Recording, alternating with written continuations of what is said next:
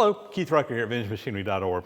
Well guys, I'm going to put together a little odds and ends video for you this week, and I kind of figure I need to get out here and do this pretty quickly since I had a little issue this past week with another YouTube creator trying to steal the name of odds and ends and use it on his channel. So yeah, well, if you didn't watch it, go take a look at this old Tony. If you haven't seen his channel, he did a little, had a little cameo appearance, invited me to come over there and do that. Had a little bit of fun doing that with Tony, so appreciate the opportunity to do that, Tony. And all in good fun, guys, all in good fun.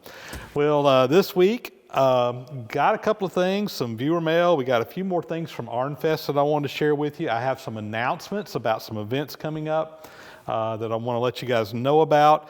And anyway, let's get in here and do this. So first off, some announcements. I got 2 events I'm going to be doing in November. I want to give folks a heads up in case you want to try to come out and meet up or what have you. First off is going to be Fab Tech. Now, Fab Tech is a big trade show that's done every year, and every other year I think it's up in the Atlanta area. This year it's going to be in Atlanta at the World Congress Center on February 6th through 8th. And I have actually been invited to come up to the Fab Tech event this year by Osborne. Osborne is makers of the grinding disc and so forth. They've sent me some stuff to try out in the shop, and they contacted me and asked me if I'd be interested in coming up and actually having some time and space in their booth to meet up with some of you viewers and so forth. I said, yeah, that'd be great. So they actually reached out to myself as well as to Jim Bollinger over at Do Right Fab. So both of us are going to be up there doing that. It's going to be a good opportunity, hopefully, to get folks see folks who are at the Fab Tech event. And if you are interested in coming to that, I'll have a link down below where you can look at getting tickets or whatever to come in for there.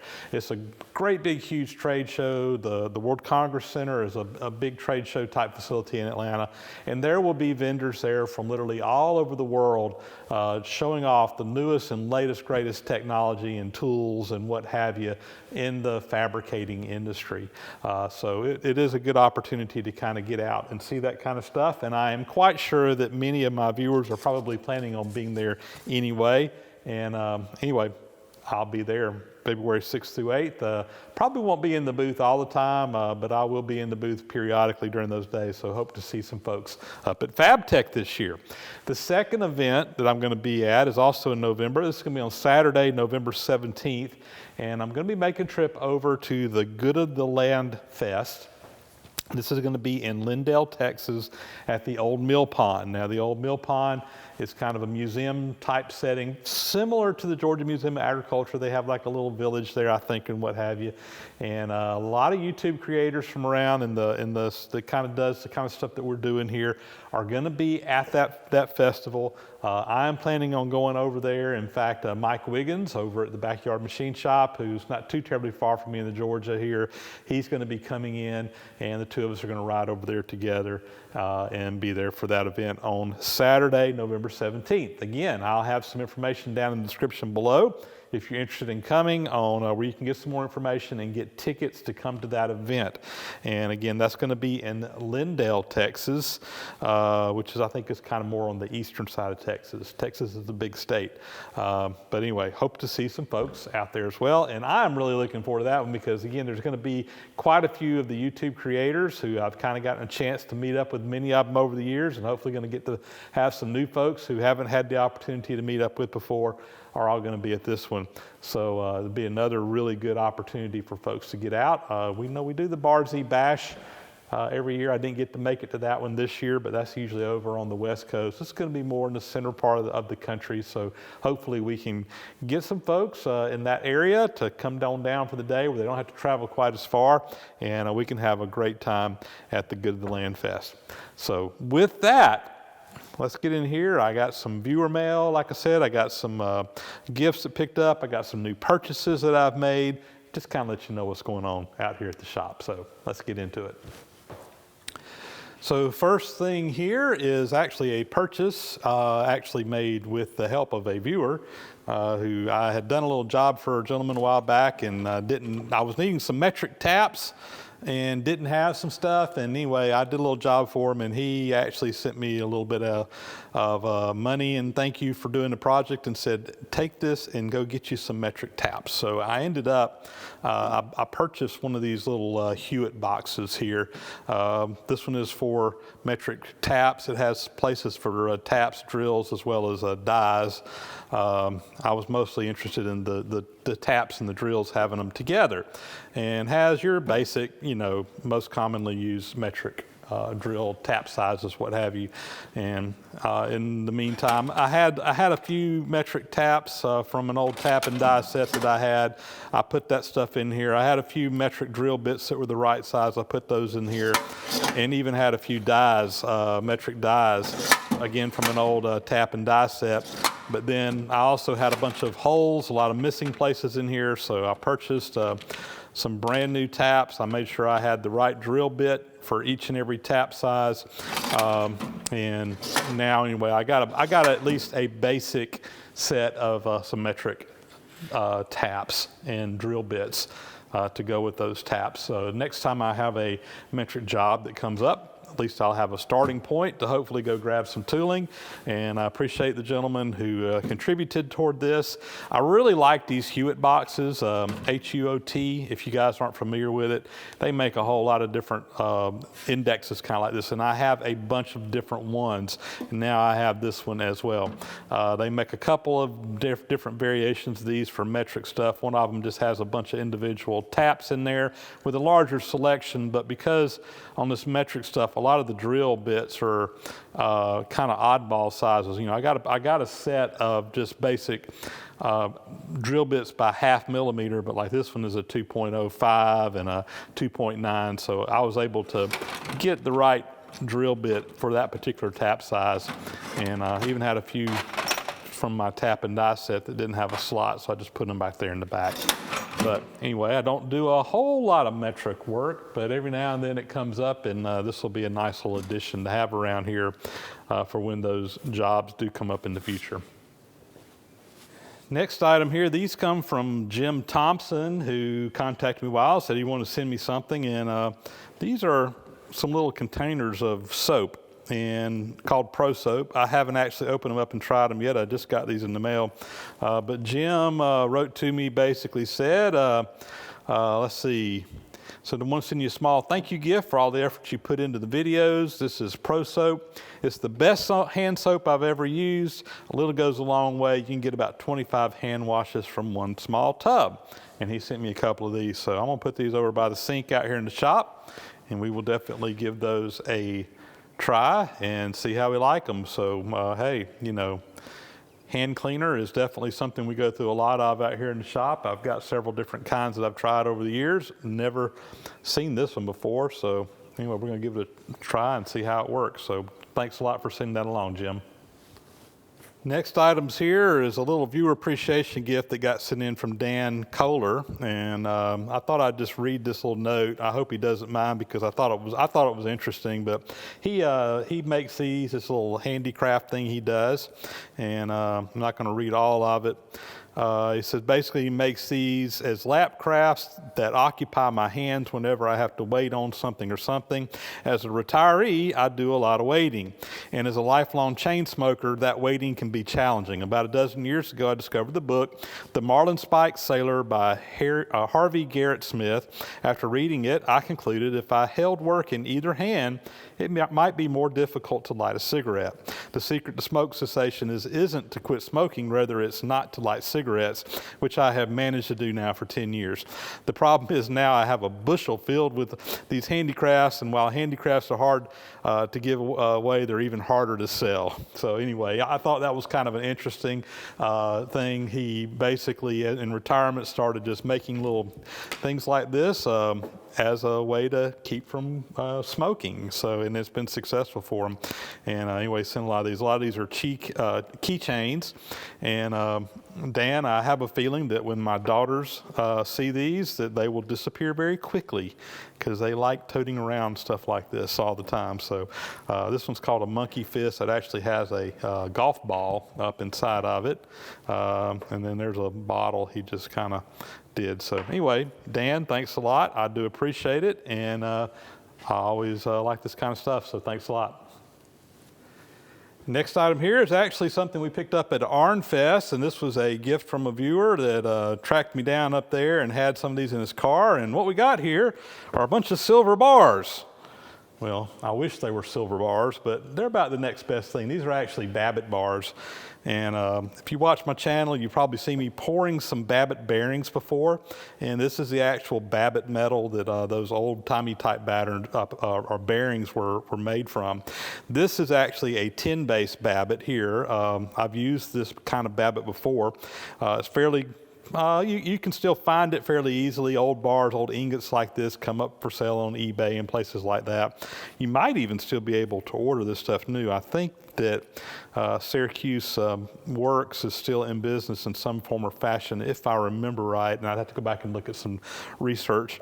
But I think you can still actually get stuff from these guys. But anyway, this is a tin-based Babbitt, and we got there's 10 bars of this stuff that he said he picked up somewhere along the line. He has absolutely no use for it, knows I mess around with this kind of stuff, so he was kind enough to pass it along to me.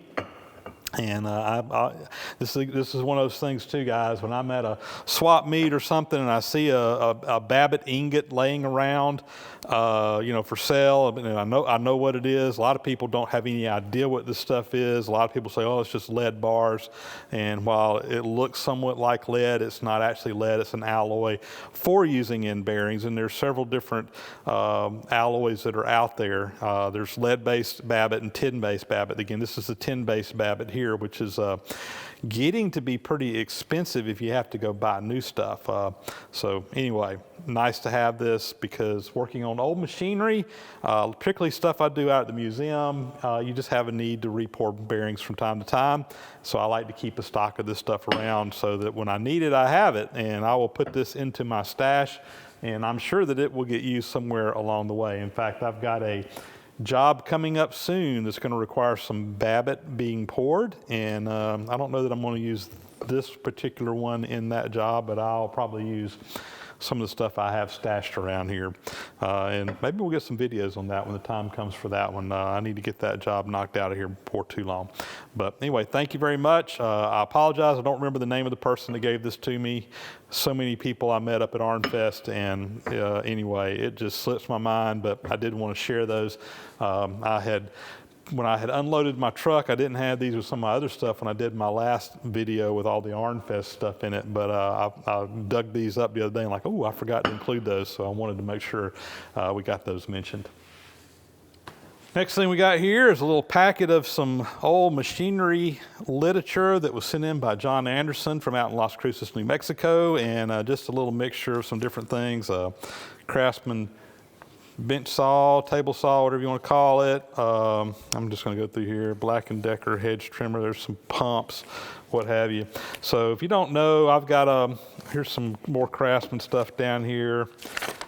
Different things, saber saws, just all kinds of different stuff. So if you're not familiar, on my VintageMachinery.org website, we have over 10,000 machinery manuals from different types of metalworking and woodworking machinery that has all been scanned and uploaded on that site where people can go and find information about old machinery that they have. And most people will just scan it in themselves, but if you don't scan or don't have a scanner or whatever, if you send it to myself or there's a couple other volunteers that help with that, we'll get it scanned and get it uploaded. So I'll go through this. and what's appropriate for the site, we'll get it uploaded and get it in there in the right place where hopefully people can find it. I'll also make sure that it's not already there so we're not duplicating work. But anyway, John, thanks for sending this along. Definitely got some good stuff in there, and we will get that scanned and uploaded just as soon as possible. Honestly, I'm a little bit behind on that right now, so it may not be real immediate, but I will get it done as soon as I can. But anyway, thanks for sending that along. And if you got some old manuals for different types of machinery, sales literature, etc., look on the site, and if it's not already up there, take the time and just scan it in, put it in PDF format. It's a sharing thing, guys. We don't charge anybody access for that. And if you got some old information that you think might be helpful to someone, and you would be surprised what people are looking for. Just about every single thing we've uploaded on that site, somebody has downloaded it, no matter how obscure that it may look. So it's a great way to share information if you got that kind of stuff. So anyway, John, thanks for sending that in. I will get that stuff into my workload and get that stuff scanned in as soon as I have time. Thanks for sending it. So guys, I thought I'd show you this. This is a purchase I actually made last week, and I was actually up in Maine on business. I was up there for a week for work, and I had some free time on Thursday afternoon, and I had a rental car, so I made a little side trip up to Warren, Maine, where it's the home of lie-nielsen Tool Works.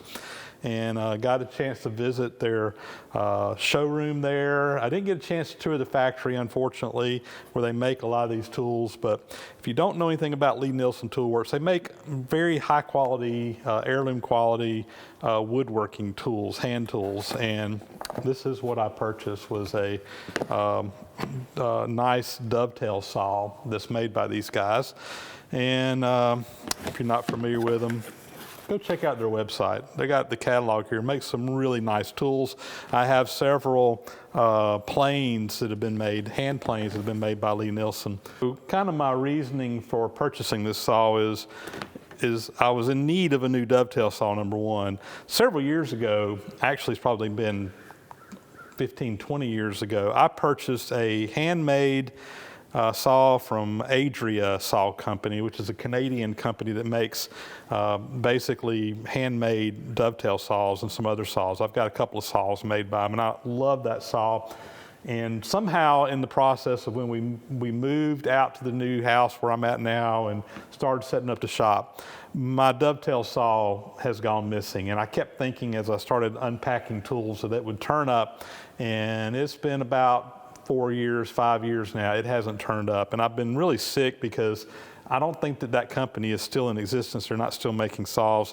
In fact, I tried to find one when I realized mine was gone, made by that company. And at that time, I think they were still making saws, but they weren't making the dovetail saws. And now they seem to have just disappeared altogether.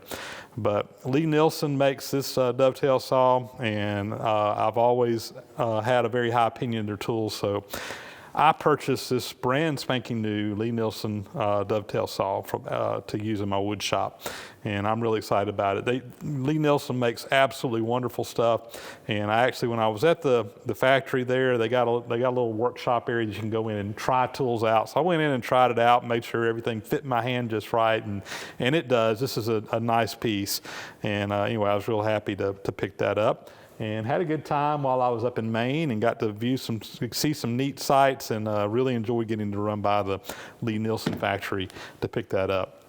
If you're into, high quality hand tools and stuff, I would definitely encourage you to check out lie-nielsen's website. They've got some outstanding tools. They are a little bit on the spendy side, but let me tell you guys, when you spend money on quality, it's always a good investment. And I've never seen anything from lie-nielsen that wasn't just absolute great quality. So very, very happy to pick that up. So while I was up in Maine, first time I'd ever been to that state, absolutely beautiful place. Had a good meeting up there. It was a nice place there on the coast, and really enjoyed it. Nice cool weather up there, which was a big change for me from being in South Georgia summer all year. But I also had a chance. Several of you guys on my Facebook recommended some places to go to. I went to the Narrow Gauge Railway Museum there in Portland, Maine, and that was a pretty neat little place to go to. And they got a little narrow gauge, 2-foot gauge. Train set up with some vintage rolling stock and whatever. I got to ride the train and visit their museum. They were running. They didn't have their steam stuff running on the day I was there. I think they mostly run that on the weekends. But I did get to ride their trains, and they got some neat things. So I enjoyed that. And also, of course, LL Bean stopped by their place, their big factory. Or showroom or whatever there in Freeport, Maine, and got to eat some lobster and everything else up there. So that was a fun little trip. One other thing I was going to show you, this one here showed up in the mail the other day. And if you think that looks kind of odd, so did I. It was a little plastic bag with a United States Parcel Service, says "We Care" on the back. I had a gentleman send me a package in the mail. This package right here, okay? And I have no idea what happened to it. It was in this condition. It was inside a plastic bag. Amazingly, though, the contents were still in here. And what this was a couple of little,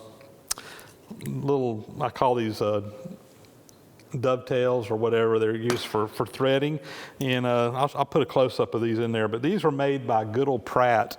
And interesting thing was these came from James Arnold. James had sent these to me and said, hey, you may want these for the museum, and one of those is going to go out to the museum for sure. But good old Pratt made tools, but I looked them up on the internet. They were founded in 1888 and basically went out of business when the stock market crashed in 1929. Actually, 1931. It wasn't very long after that. They were purchased by the Miller's Falls Company, which was another tool manufacturer that made woodworking and machinist tools and so forth. But Miller's Falls stayed in business for quite a long. They may still actually be in business. I'm not sure. But anyway, interesting company. Knew that it was pretty old. It would have been made between 1888 and probably 1929, even though it was 31 before they were sold out to Miller's Falls. But anyway, thanks for sending those along, James. And I have no idea what the post office did to your package, but amazingly, it made it to me. So I will give them credit there. It looks like it was, I don't know, ran over by an asphalt truck or something. I have no clue. That's weird. But anyway, I thought I'd share that. Well, there you go, guys. That'll be a wrap on this. See some new things going on in the shop, some new items that have come in, some updates, some events we're going to be going to. Just a little bit of odds and ends. That's why we call that this. So with that, we're going to be signing off and going to be getting back to work out here in the shop, doing a little bit of scraping over on the Monarch lathe this weekend. Going to hopefully have a video coming out on that this weekend, getting the cross slide done. Made some good progress on that this weekend. Still got a little bit more work to do that to wrap that video up, but that'll hopefully be coming out on Friday, and really trying to focus on that machine and get it knocked out. Got a couple other little projects in here that we're going to be working on some over the next couple of weeks. Real quick, just give you an update on my shingles. I know some of you guys have been asking about that. I had a pretty nasty case of shingles breakout, which is from the chickenpox virus. If you ever had the chickenpox as a kid, you can get shingles as an adult. I got a really nasty case of them that really put me down for a couple of weeks, and I'm about over it. I've still got a little bit of rash going on here, but it's pretty well dried up. Right now it's more itching than hurting, but hopefully by the end of this week I will have that little chapter in my life behind me. And anyway, we're back out doing some work in the shop again. But with that, let's sign off. And as always, leave me a thumbs up if you like what you saw. Leave some comments, shoot me an email, and we'll catch you on the next video round. Please subscribe if you haven't already. Thanks for watching, guys. Talk to you later.